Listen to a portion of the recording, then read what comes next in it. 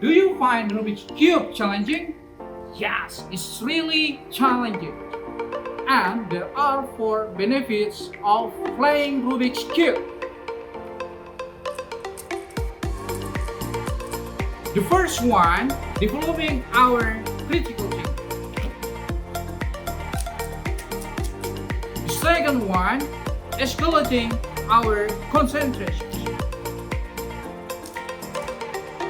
The third one, improving our endurance.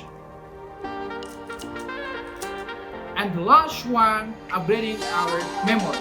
So it's not only challenging, but also beneficial. Make sure you try it. Don't forget to like, comment, and subscribe. Thank you.